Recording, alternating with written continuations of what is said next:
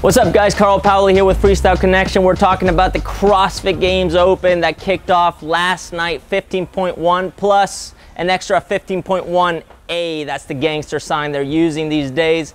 And today I'm gonna talk about the secret to not burning your hands and your grip out. And there are a couple things that we can address. Through the toes to bar, which is the meat and potatoes here of the workout, that's where we can actually make up a lot of that ground in order to get more reps in terms of completing that 9 minutes of just grind.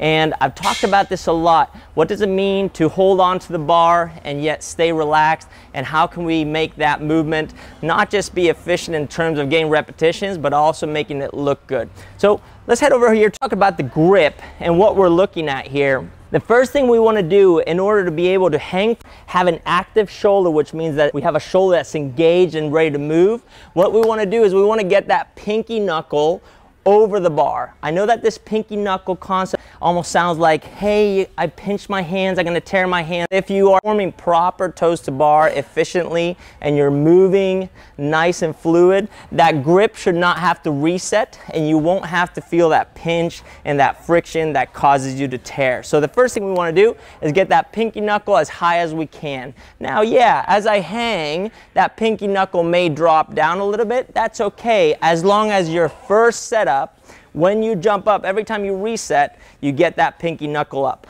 Here's the second thing. Can you get your thumb over your index finger or middle finger? I want you to hook grip that sucker. Why? When I hang, that way I don't have to focus so much on gripping the bar. Plus, if you think about the mechanics of that position, what it does, it winds up your shoulder in external rotation, which is simply a geeked out way of saying stable shoulder position, ready to make it happen shoulder position.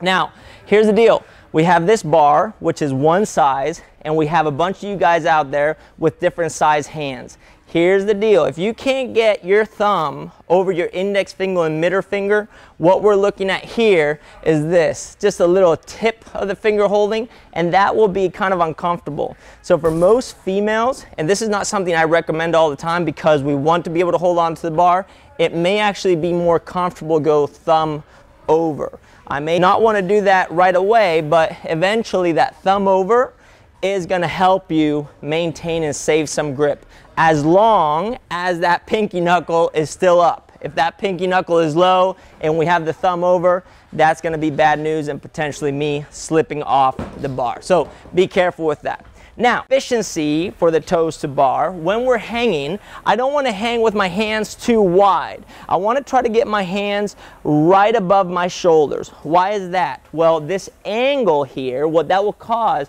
it will cause the hand, if you look at it, to sit outside of the bar.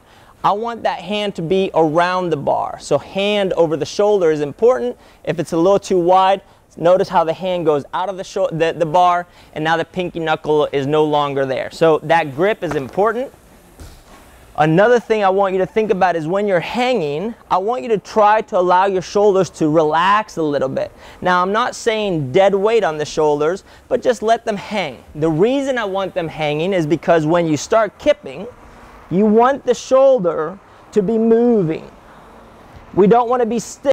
If I'm stiff, that kip will come from my back and from my legs, and eventually I'll burn out. I want that full bow and a full extension. Now, in terms of getting those toes to bars linked up, in your warm-up, you want to focus on making sure that the kip comes from the hip. Now, watch me as I do this. I've posted this on 20 million videos before. As I perform the continuous kipping motion with the toes to bar, I want to start just through the hip.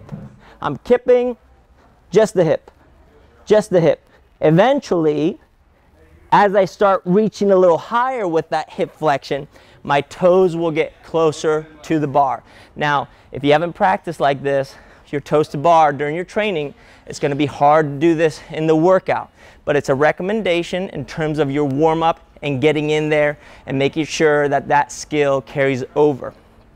Now, if you're a little stiff in the hip, a little stiff in the shoulders, what's going to happen? You're going to want to pull. You're going to want to pull from the bar. And what happens when we pull from the bar is that every time I pull in order to get my feet up, I am pulling away and I'm having to hold tighter. So that's also burning your grip out.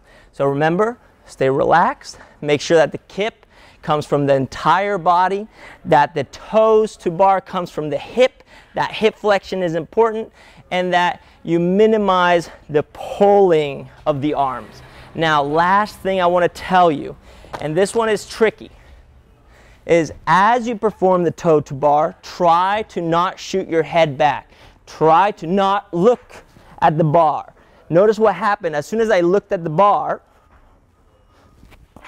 I start losing that rhythm. And all of a sudden I get one proper swing, one off swing. And that's going to burn your grip out as well. It's going to frustrate you, and you're going to have to come down off the bar maybe sooner than you were expecting. So toes to bar has a lot to be done with, and you can actually play with getting that efficiency to carry over in very simple ways. Now, once you get into the deadlift, we go over to the bar. I've stacked my bar up heavy here. 115 is ideal, of course, for the workout, but I have my nice, easy 65 pounds. Here, all you're gonna do is hinging and standing. This is your recovery. Now, if you noticed, Rich Froning and Matt Fraser, they maybe mix their grip. The reason they mix their grip is because it allows them to not have to hold on so tight. It's almost like doing a big hook grip with the hands. Now, once you got your deadlifts, hopefully you didn't burn out too much. I think most people are doing them unbroken. Come the snatches at 115, for some people like myself, may get heavy pretty quickly. So you may actually have to break them down into doubles or even singles. If you're doing singles, you want to be efficient in terms of linking those singles. And what am I talking about? I'm talking about a lift, drop, reset. So if I bend over, get my first rep, catch it. Oh, it's heavy.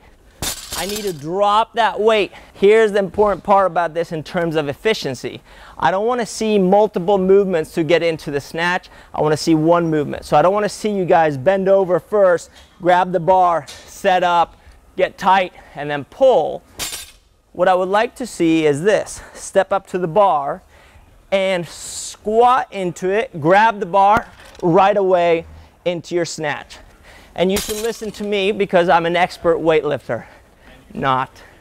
But when I am weightlifting, I'm thinking about the experts out there, and I'm thinking about general movement pattern. Now, once you're done completing as many rounds of this for 9 minutes, you're probably going to be pretty taxed. But you have another piece coming, max clean and jerk. Expect to do is hit at least 90% of my 1 rep max. So just having that ahead of time is important. Knowing that that's coming, I can actually get excited and I can do maybe 3 or even 4 jumps within those 6 minutes. That's up to you. But like Dave Castro said, don't sandbag one to do really well at the other. Do the complete workout, enjoy it, and tell me how it went. I'll see you guys next week for 15.2, and it'll be equally as exciting.